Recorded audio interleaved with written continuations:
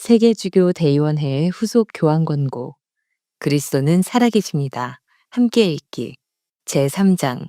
여러분은 하느님의 지금입니다. 이전수 라파엘, 정의평화위원회 위원. 2장에서는 예수님의 젊음이 성경 속에서만 나타나는 것이 아니며 그 젊음이 오늘날 청년 세대들에게 실제로 이어지고 있다는 것을 확인했습니다. 성경 속에 잘 드러난 예수님의 젊음이 청년들의 마음속에 어떤 방식으로 존재하는지, 그리고 그 젊음을 자신의 삶을 통하여 온전하게 드러낸 성인들의 예시를 통하여 젊음이란 무엇인지 성찰할 수 있었습니다. 이어지는 3장에선 청년들이 오늘날 경험하는 어려움을 살펴봅니다.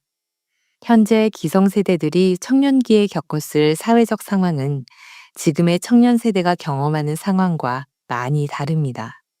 2장에서 읽었던 것처럼 젊음이 옛날이나 지금이나 본질적으로 변하지는 않았지만 시대적 상황과 맥락이 달라졌기 때문에 젊음이 갖는 의미나 그 해석은 같이 변화했습니다.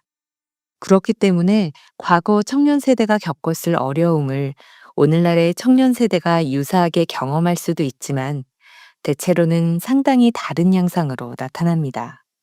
프란치스코 교황은 그리스도는 살아계십니다. 72항부터 90항에 이르기까지 세계 주교 신호들을 통하여 교부들이 오늘날 청년들이 경험하는 어려움을 다음과 같이 증언했다고 설명합니다.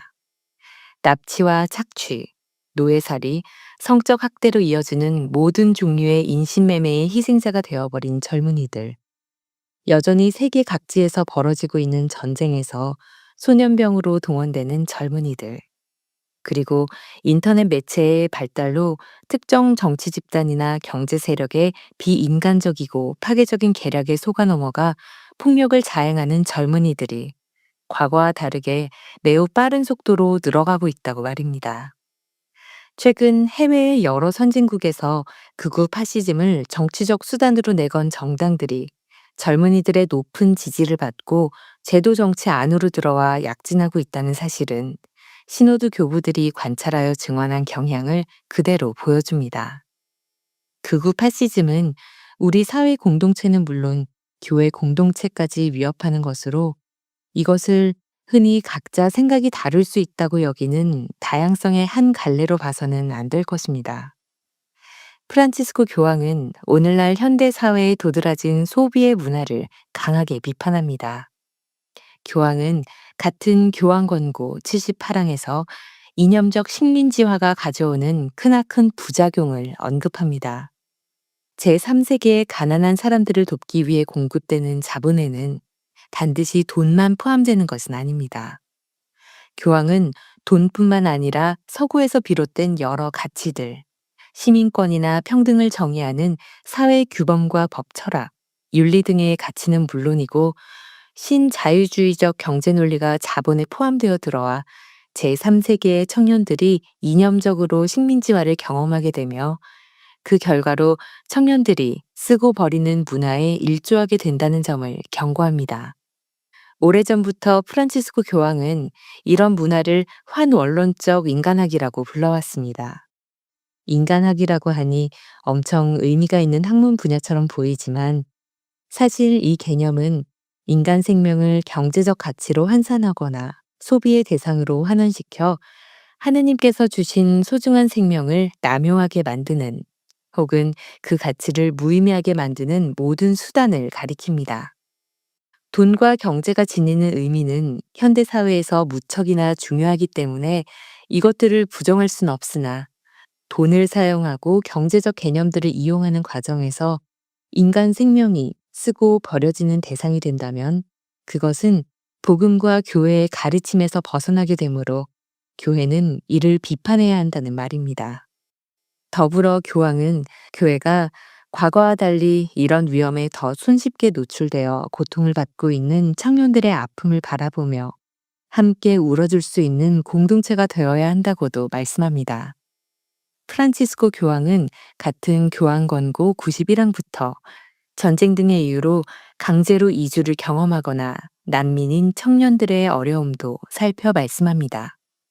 자신이 태어난 땅에서 떠난 청년들의 경험은 마치 뿌리가 뽑힌 것과 같은 아픔이며 그 가운데 부모와 헤어지게 되어 가정으로부터 분리된 젊은이들이 경험할 고통은 우리가 함부로 판단하여 말할 수 없기 때문에 교회가 이들의 준거 역할을 하여 그들이 정착하게 되는 공동체와 사회에 잘 적응할 수 있도록 동반하여야 한다고 말입니다. 교황은 이민자와 난민을 향해 온갖 혐오와 공포를 조장하는 세력을 비판합니다. 이민자와 난민도 어떤 상황에서도 절대 양도할 수 없는 인간 존엄성을 똑같이 지니고 있기 때문에 설령 종교가 다를지라도 예수님의 가르침에 따라 신앙인인 우리에게는 그들을 환대하고 도와야 하는 의무가 발생합니다. 교황은 우리가 이 점을 놓치고 이민자 혹은 난민들과 대립하여 싸우게 만드는 정치 세력의 음모에 휘둘리면 안 된다고 힘주어 강조합니다. 그렇다면 탈출구는 없는 것일까요? 프란치스코 교황은 청년들이 공동체 안에 소속되어 안정감을 느끼고 일정한 소속감을 느낄 때 이런 어려움을 잘 극복할 수 있을 것이라 말씀합니다. 교황뿐만 아니라 정치 철학자도 비슷한 분석을 내놓습니다. 정치 철학자 김만권은 자신의 저서 2023년 도서출판 해다 외로움의 습격에서 오늘 청년 세대의 과도한 이념화와 극우 파시즘의 침투가 청년들이 각자 고립되어 있기 때문이라고 지적했습니다. 개인의 자유와 공동체성은 상호적 관계에 놓여 있습니다. 개인의 자유도 중요하지만 공동체성에서 벗어나 있으면 안 되고 반대로 공동체성도 중요하지만 개인의 자리가 사라져서도 안 됩니다. 프란치스코 교황이 제3장에서 디지털화가 청년 세대를 파편화하고 고립시키고 있음을 지적하였듯 오늘날 청년들에게 필요한 것은 공동체성일지도 모릅니다. 교회는 외로움의 고통을 경험하는 청년들에게 준거 역할을 하면서 동반해야 하지 않을까요? 청년들은 젊은 예수님의 지금 모습이기 때문입니다. 제4장으로 이어집니다.